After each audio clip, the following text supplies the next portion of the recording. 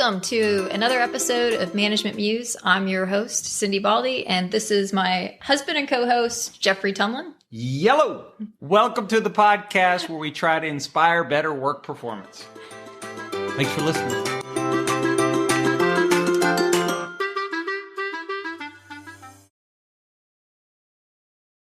All right, everybody, thank you for joining us on Management Muse. I'm your host, Cindi Baldi, and my co-host from across the hotel room in beautiful Austin, Texas. Yellow. Is Geoffrey Tumlin. Yellow. Today, we are going to talk about leadership by example, but leadership by example in its limitations. Yeah, the limits of leadership by example. Right, because... I think that's a good way of talking about it. Yeah, because I think if we were going to summarize this episode... we believe it's necessary but insufficient. Necessary but not sufficient. Sounds like, hopefully a lawyer may send us a bill for using lawyer language.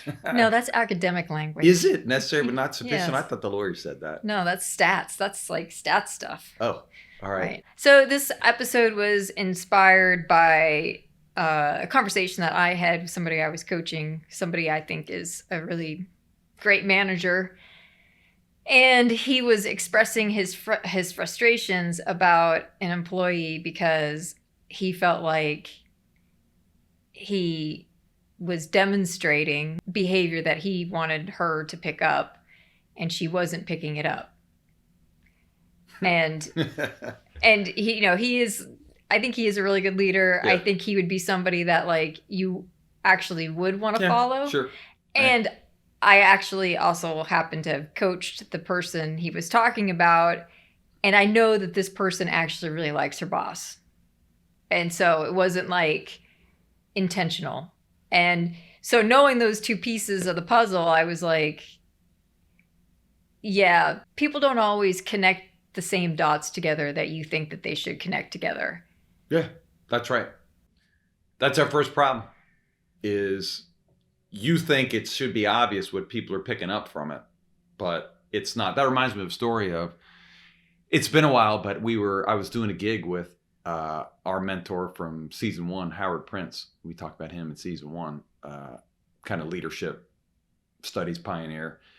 And we were leading a session, and one of the people in the audience as a participant was in charge of a enormous state agency, like, I don't know, probably 30,000 employees under this guy. And the guy gave the example for his like leadership by example of he begins every day by writing birthday cards to all of his employees who have a birthday. Like, do the math, right? 30,000 people. Cards, yeah. Right. And so the dude was doing whatever that number is, 20 to 30 cards a day, right? Mm-hmm. And he said, and as a point of pride, he said, like it takes me, some days it takes me an hour, some days a little bit more, a little bit less, but basically like, that's my commitment. I want people to know that I love them and I'm thinking about them. And this is one of the ways that I do it. And Howard didn't say anything to the guy, let the comment go, and we kind of moved on. But after class, I asked Howard, I'm like, what do you think about that dude writing birthday cards to all of his people? And he's like, that is the dumbest thing that I've ever heard of. That guy wastes, like he's only got X amount of hours per week that he can actually put into the job. And he's wasting 5 hours a week writing birthday cards. Yeah, that's not what the guy should be doing. And what example, what's the example that you're taking from that, right? Which is, I guess, another point. So sometimes people don't know what example you're trying to set. And another is, not to be too callous about it, but who are you to decide that you have the leadership answers, right? Like this guy who I'm thinking about, he thought that, well, this is how, one way to connect with the troops, so to speak, and show them that you're thinking about them and that they're on your mind by writing these birthday cards. But that example is actually maybe the bigger example that he was sending is, here's a guy who didn't really know what it means to be an executive leader, where a lot of your time is strategically spent. You do not know 30,000 people well enough to say something specific about each person where your birthday card is any more than happy birthday, which then takes away some of the specialness of getting a card. Then it's just like, oh, did the secretary sign this? Yeah, I'm thinking about the people in his orbit who know that every day from 8 to 9, he's writing birthday cards.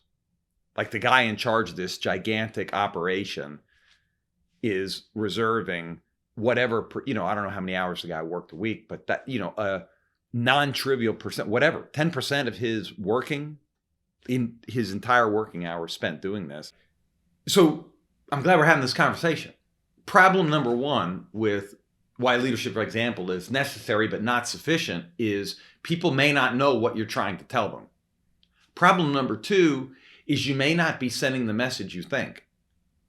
In this example I'm giving, what I'm trying to suggest is that the guy was writing, innocent birthday cards, but the example that he was giving to the people in his orbit, in his inner circle, might have been, this guy's nuts. Like he's burning, burning, times when people are generally at their best, right? Earlier in the day, and he's burning it, writing birthday cards every day. That's insane. And so it could have been, it's tricky to know what people are going to take from if you're hanging your hat on leading by example. Right. And we're saying very similar things. So just for clarity, like the first case is that they see the action, but do they draw the same conclusion? Right. That's right. And then the second one is that they may actually be focused on a different part of the action. So it's, he's focused on, hey, I'm sending out these birthday cards to show that I care because I want a compassionate workforce. And the people getting it may actually get it and be like, did the secretary sign this? There's nothing personal in this. And then there's the observers who are watching this go down and going, why is this guy spending so much time on birthday cards? Doesn't he know how to prioritize? Yeah. Which that's actually the right lesson in some respects, but it's not the lesson that was intended. Yeah. Right. Yeah. When I roll back the clock, it took Howard saying that for me to realize how insane it was. I didn't know what to think. I was pretty young. This has been a while ago, right? I was pretty young.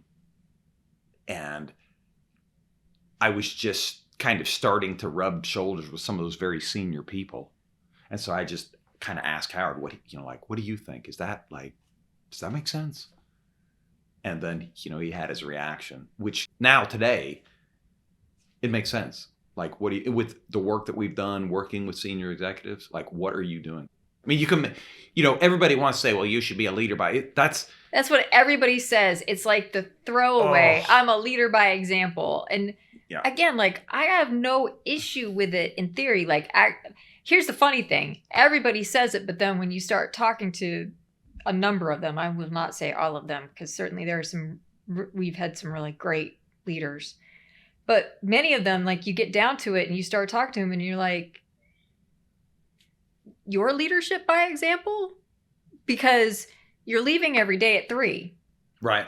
And the office is open till 5. And yeah, I understand that you're working some weekends that nobody sees, but that's the problem. They don't see that you're putting in all this other time. They only see that you're out of there at 3.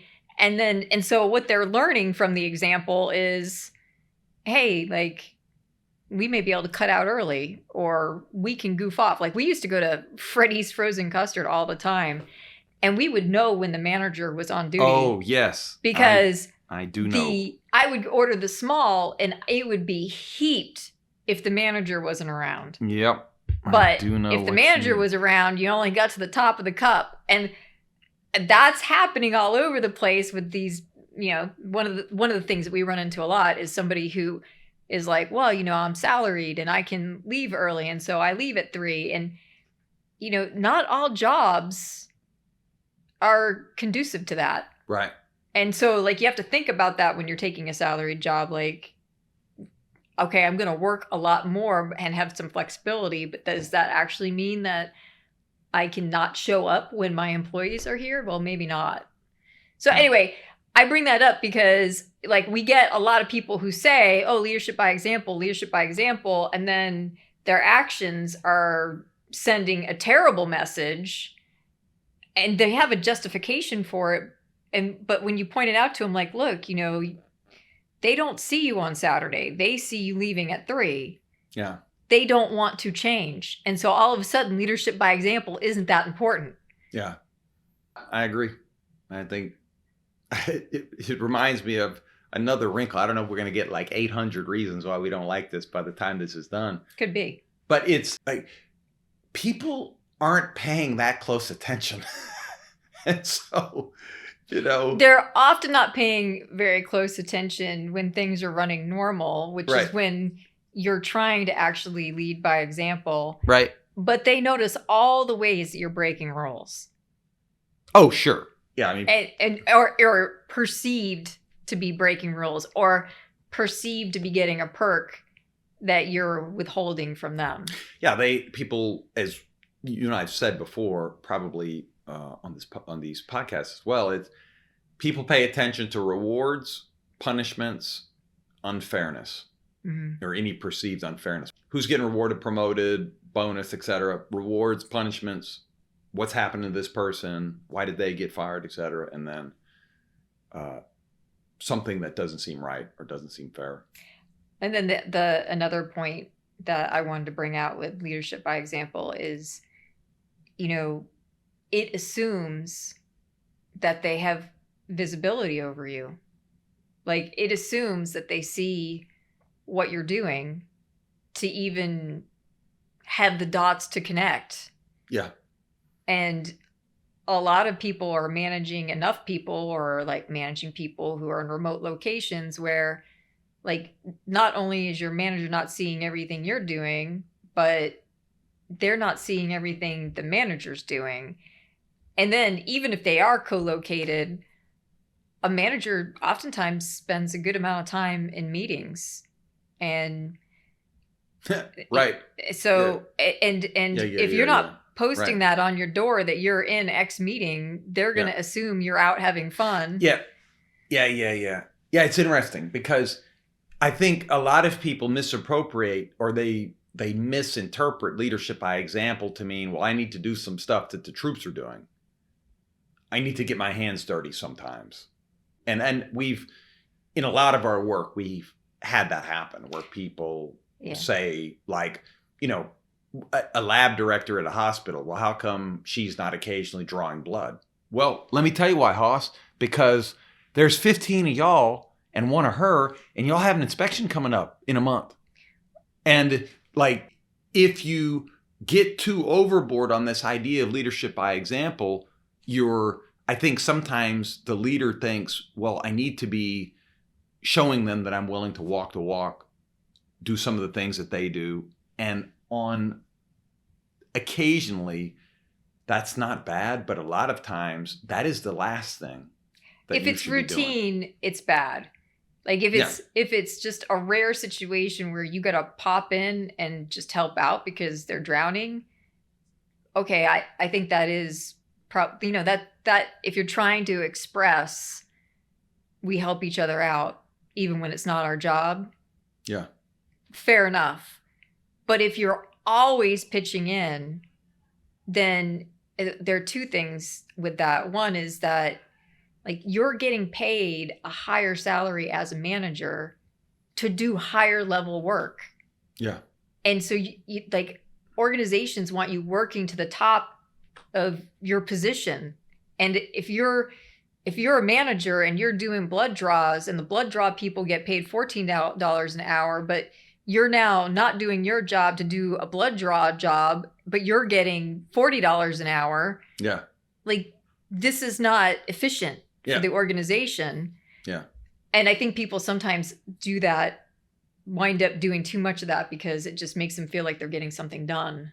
Where like the stuff, you know, as you rise in an organization, the stuff you're doing gets more complex and more abstract. And so sometimes, and takes longer. So sometimes you don't really feel like you're making much headway, but you have to not do that. You have to work to the top of your pay, your role. Yeah. I don't know if I don't think it's necessarily invites a whole other podcast, but I think we could also go off on a long time on this. This balance of how much do you actually need to be doing, signaling that you can help the troops or actually help the troops. It's funny. It reminds me of a story of when I was getting out of the Army. Somebody gave me like $200 to get golf lessons. Like whoever it was thought, you know, this will be great. They wasted their money. Right. It was definitely a waste of their money. And I got it at the Marine Corps base in Kaneohe. And the guy who was the pro, I don't know how to describe this except to tell you he drank wine by the gallon. And so in the morning when I would come in from my lesson, he would be completely hungover and smoking cigarettes and drinking coffee to try to shake it off.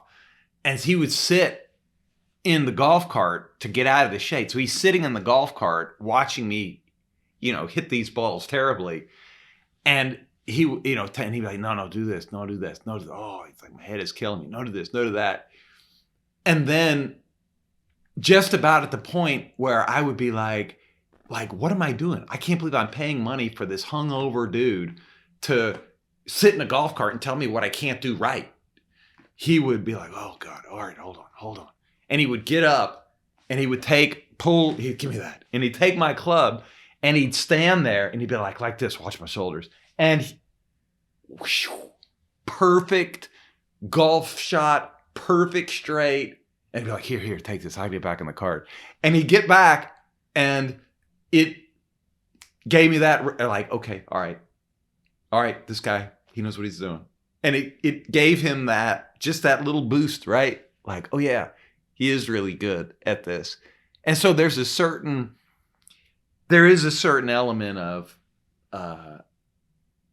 watching your boss do something really hard, really well, or that elevates them. Yeah.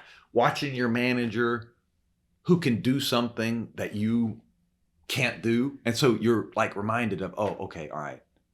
No, I get it. That's why this person's my manager. They're really good at this. And I don't think we're saying there's no merit in that. We're pointing out, as you and I often do, it's not that simple. Right. You can do some of the stuff the troops are doing occasionally, but that's not your job. And too much of that, in addition to burning you out, making them dependent. And basically signaling also that, like, you know, it has the potential to signal, hey, I don't think you can do your job. Yeah. Which that's definitely not the signal that you want to send as a manager. Yes. I'm thinking about, and I agree, the instances that I'm thinking about in some of the places where we work, is there are managers, because the staffing is thin. Right. They're the ones picking up the... Right. And I understand sometimes managers, especially in the middle, are kind of caught, right? Like they need more employees, but for whatever reason, labor shortage or lack of enthusiasm from their bosses. And I get why that's happening, but ultimately, like, trying to advocate just from the standpoint of, you know, we need to hire more people for these positions because all I'm doing is drawing blood, which is a $15 hour job when you're paying me $40, and I need to be getting all these other projects done, and I haven't been touching them. Right. Yeah. Yeah. And I'm getting tired. I'm getting burnt out. Right. Yeah. I think what you were bringing up was really like sometimes how leadership by example is a little bit misinterpreted to mean, oh, in order to ask somebody to do this job, I have to do this job. Yeah. No. Yeah. Yeah, it's funny. They used to, again, back the old days, when I was a lieutenant in the Army, one of my first sergeants would say basically, sir, if you're shooting, we're in trouble. So like, we know you have a rifle. We know that, you probably know how to use it. But if you ever pick that thing up and are using it, it means that they're at our gates. Yeah, we have a lot of people who are better shots than you. And that is not what you should be doing. You should be, on the radio, getting us help, etc.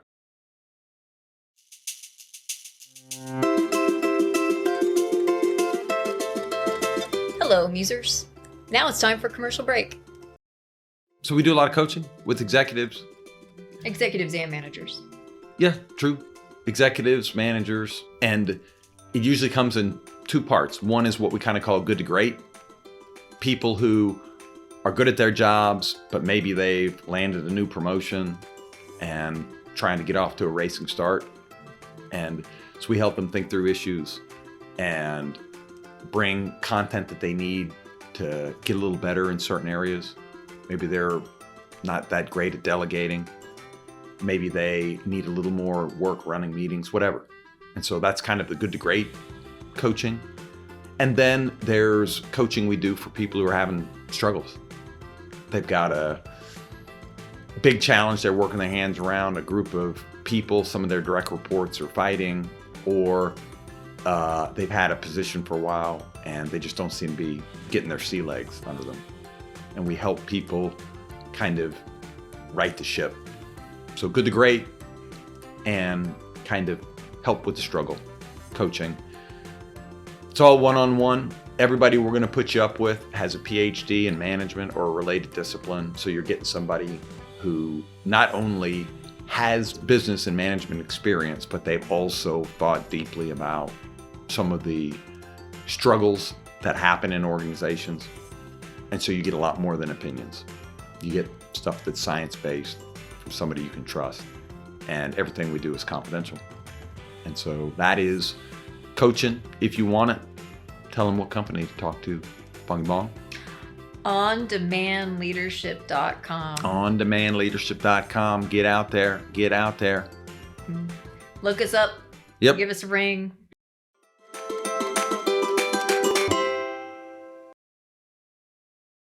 So here's my other reason why leadership by example is necessary but not sufficient. It assumes that the other person has similar circumstances to you, or said differently, it assumes that what you're doing would actually work for them. Yeah, it translates down. Yeah. So it has to, in this, if it's presumably you're the leader or the manager and it's your direct reports, well, maybe your cluster of behaviors, some of them need to be different than theirs. And so we don't want there to be perfect permeability anyway between what you're doing. If I model your behaviors, I'm not going to be able to do my job well because you need different behaviors to be successful in your job than I need in mine. Well, and this goes back to when I first started teaching, one of the faculty members, he was very sweet. He gave me his syllabus and a whole bunch of material because that's the start. Yeah. Sure. You wind up revamping it and personalizing it. And basically that was his point. He was like, here it is, but you need to teach this the way that fits your personality. Yeah. And so it's a start, but make it work for you and who you are. Yeah, that's interesting. I see that point. That's another reason. I think there's 2 points in here. And okay. So the one is the one that you just made, which is the other person sometimes needs to figure out their own way. I also think that there's a core difference between a manager and a non-manager, where an employee isn't trying to manage an entire group. Yeah. Some of the things that a manager is doing just literally do not translate down to the individual level. Yeah. Yeah, that makes sense. Yeah. The other point that I would make is it's just your people aren't you. And so what worked in your instance may not work in theirs. I think that that's actually an important piece for everybody in leadership to remember, or management to remember, because we're not even necessarily a good manager from group to group. Like there's a component of being a manager and having a group that like it really clicks. Yeah. And yes, some of that is like technical skill and some of that is social skill, but some of it is also like you just have a group of people where you're sort of all on the same page. Like we call this like the prototypical model of leadership. That's not quite the right term, but something very close to that, where like somebody who's a prototypical member of the group makes for a good, easy leader. Yeah, it's good alignment. Right. But like that same person who did so well in that one group, you pull them out and you pop them into another group and they exhibit the same exact behaviors. And that may not, in fact, it probably won't hold. Yeah. You'll have problems that you didn't have before. Yeah. Unless you happen to wind up having two groups that somehow just really click. Yeah. Yeah. Yeah, that's a good point. Man, I remember some of the first studies that you were doing where we were researching organizations and their kind of internal health and seeing how a CEO would be viewed completely differently from different parts of the organization. And it's just like an exclamation point on the fact that we like to think of ourselves as a unified whatever. I manage this department that's spread over 3 cities and there's 40 employees. Well, yeah, it's true. But in 2 of the 3, they love you. And in that 3rd place, they're actually, not as on board. Right. Because like as soon as you're not a prototypical member, like as soon as you're not the leader of a group that has like good, very strong cohesiveness is another way to think about it. Like you just don't have the influence. Yeah. So tell them what you mean. The prototypical member, that's a, correct me if I'm wrong about this, but that's a management term. That means kind of the model for the group. It's like the model, like optimal similarity kind of thing. Right. Like what the group thinks it should be. Yeah. You got to kind of have the same. Right. Like it's almost like you have like a shared vision of what like the norms, like somebody who embodies the norms and sort of embodies what we think membership in this group is. Yeah. And we want to be members of this group. Yeah. That person has a lot more influence. Yeah. Like when an internal candidate is selected for a management job and everybody's like, she's the right one to get the job. That's a prototypical member. Yeah. And tell them what that confers. What does that give you? If you're that prototypical... People are open to your influence. Yeah. Makes the job a little easier. Right. You're kind of getting the benefit of the doubt. Well, they're also likely to attend to what you actually say. Yeah, pay attention to it. Right. Whereas somebody who comes in and they're either not sure or they're very sure that you're not, they're likely to thwart you and fight for the idea of the group that they believe in. Yeah. Again, I'm not against leadership by example. Like I think that there's a social learning component that is important. And meaning just that people pay attention to other people. Right. Yeah. Right. There's social learning that happens from just paying attention. And that has all the flaws that we've just laid out. But to rely on it only is lazy. Because that means that this group has a model until you're gone and somebody else comes in. And it shouldn't be that fragile. And so like, if you've got a system that's working and behaviors that work, like that's why they need to be codified, right? That's why rewards and punishments need to be in alignment with that. That's how the culture grows, and so if you're just like, it just seems to me that sometimes it's just like, it's a shortcut for building a system. Right. Yeah. And you need to actually put in the work to build a system. Like we've been in a fire department that, great leadership by example, and basically had one core cultural belief, which was being ethical. and they had 50 people and they could get away with it because they did have great leadership and it was, long, there's not a lot of turnover. And basically anything that came up, they'd be like, do the right thing. Yeah, we got your back. Right. Yeah. As long as you can explain how you were trying to do the right thing, we basically have your back. Yeah. We may not agree, but we have your back. And we watch them grow and basically have to put in systems. Right. Because it's not enough. In the times when people don't know what the right thing is, that needs to be explicit. Because it's not good enough to say do the right thing if I actually don't know which way to lean in a gray area. It's a motto, which isn't nothing. No, it was a good basis. Yeah. But I actually need a little more than that. Yeah, I actually need an employee handbook. Because the fact is that like all you have to do is go on the internet and you will see that some people's beliefs about what is right and normal is drastically different. Yeah. I mean, I don't think we're saying anything controversial here. We're not suggesting that the antidote to, because you can't always rely on leading by example, is to create a bunch of rules.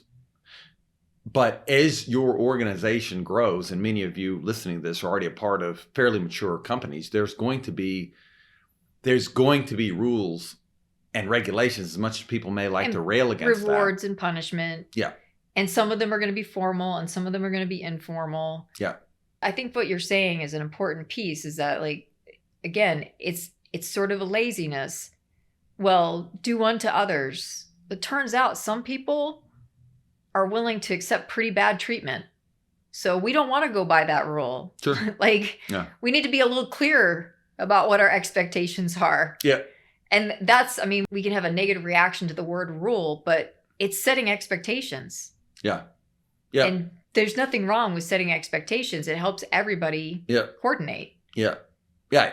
Yeah. It's like we joke sometimes about we're in hotels all the time, and I take every soap and every little single bottle of shampoo from every hotel I'm in because that's mine. And my mom thinks like, don't take it. You didn't use it. And then we know other people and they actually take the toilet paper and the Kleenex. And to me, that's like completely taboo. Like I would unless you used it, I would never take the toilet paper and the Kleenex. Because there's always a spare. Like I would never do that. But my mom feels the same way about the soap and the shampoo I bring back. And that is a metaphor for what companies are like, is that you've got different people. You're going to have somebody like my mom. You're going to have somebody like me. And you're going to have somebody like the people we know who take the toilet paper out of there. And they're all going to be in your company. And metaphorically, you're going to have to say, no, we actually, not only do we not take toilet paper, we don't take soap in this company. Some version of painting the lines in a little bit more. I mean, some of our work is in very high growth companies, and they have a phase where they don't have any of these rules. And about the time we arrive on the scene and they're paying for consultants is the beginning of a multi-year process of them basically professionalizing and putting rules together. There's a study I read probably a year and a half ago, cited in The Economist, that just resources alone does not explain America's relative economic overperformance. And that when economists look at why does America tend to be a little bit more productive or a lot more productive, have a better per capita standard of living, et cetera, there's some exceptions, but basically what is it? The actual factor they singled out was management. That it's actually the management of organizations in America that causes American organizations to be somewhere along the lines of 20 to 30% more productive. And so we can rail on meetings, we can rail on rules and regulations, but some of those things are the way that companies orchestrate complex collaboration. Now tell them the company you were talking about. Now I know who you're talking about. Yeah. So I believe, because we came in. Yeah, I know who you're talking about. We came in the third phase. So the first phase, I believe they actually had structure They had a structure and policies. Yep. And the CEO got an idea Mm-hmm. that, no, we don't need all that. Yeah. Who needs managers? Now- Who needs a hierarchy? Right. Yeah. So they flattened down the organization. Nobody was responsible for anybody. No work hours. No work hours. Just get the work done, basically. And it turned out that no work got done. Nobody came to work. And a lot of people went to yoga. A lot of people got really good at downward dog. Turns out there are some really good yoga people in that company. And a funny thing, everybody had appointments at 2 p.m. Monday through Friday that they had to go to. And so anyway, they had to reverse course back to phase 1. Yeah. So it just shows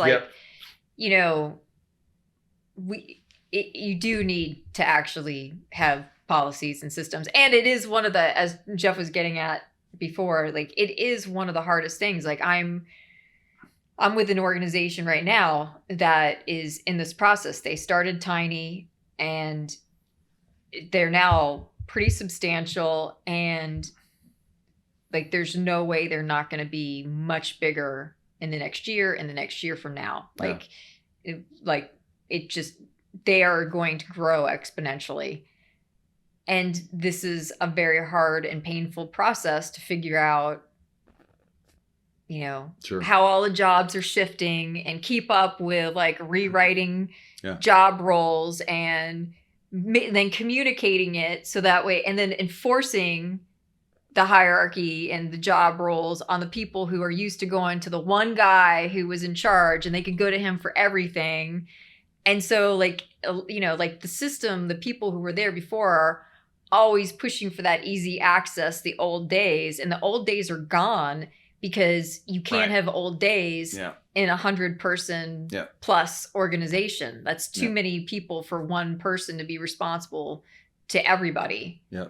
And so, this is where, in my opinion, this is where most small businesses fail, because it's oftentimes a family and the family's doing the key roles. And I say this from experience. It's oftentimes family's doing key roles. And because the family's doing the key roles, the work of actually getting the system in place never happens. Yeah. But then another case for growth. Why people need to be Yeah. performing at those kind of higher levels. Yeah. Right. Yeah. So look, the job is to manage. And that involves everything we talk about in these podcasts week after week. Every now and then, people like to jump on something simple. Lead by example. That's all you need to know. Lead by example. Well, not enough. And the reasons why it's not enough is a lot of times people don't understand what the example is you're setting. Yeah, they don't. They might see the two dots, but they don't make the connection. And so they're not learning the lesson that you intend them to learn, even if they see the two dots. Yep. So it's like telling somebody a story, but they might get a different moral takeaway from the same story. Versus the second reason, which is somebody might see your behavior and they might not see the same dots that you see at all. That's right. Yeah. They might think, you might think you're setting a good example, but to them it's not. Right. Yeah. Third, what you're doing, they might not be able to do, and maybe they shouldn't be doing it. Fourth, it assumes that you actually know what you're doing. And a lot of times, things are changing fast. There's a lot of uncertainty and confusion. And so, a lot of times we struggle to figure out what we should be doing in a particular moment in time. Mm-hmm. Especially if it's a learning period. Yep. Yeah. And then what was your last one? Your last point? That don't be lazy. Yeah. That it's not enough, and that these things need to be codified. They need to outlive you. Yeah. You were not a good manager if when you leave, the whole thing. That's right. The whole thing goes up in smoke. Yeah. Yeah. You should feel good about leaving a position. And this is the opposite of how I think most people feel. I think most people kind of a little bit want to leave a position and then feel like they were so important that the place exploded, that means you did a poor job. Yeah. Like when you leave, that organization should continue to go right down the same tracks and prosper at the same level. Maybe it improves with the next person, but like basically it should generally kind of look very similar to when you left it, because you left it not only in good shape with your intentions, but you left it with a system in place to support it. Yeah. Yep.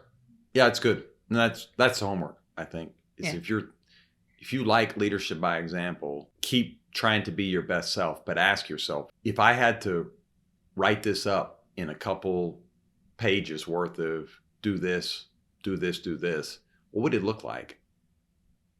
And should that really be deployed throughout your organization? And if yes, is it? And if not, it's possible that that some of your internal structures are underdeveloped. All right. Thank you for joining us today on this episode of Management Muse.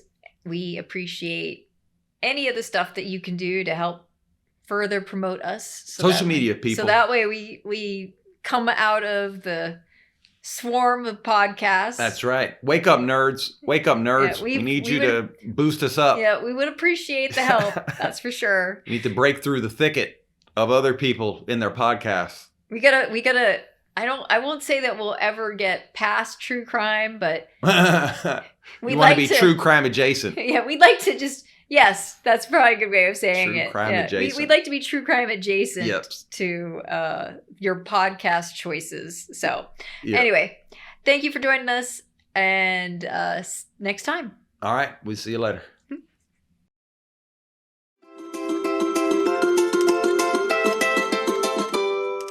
We hope you enjoyed this episode. If you want to learn more about the topic, check out our show notes. And if you want to help us out, like, share, subscribe, and 5 stars are all deeply appreciated. See you next time on the Management Muse.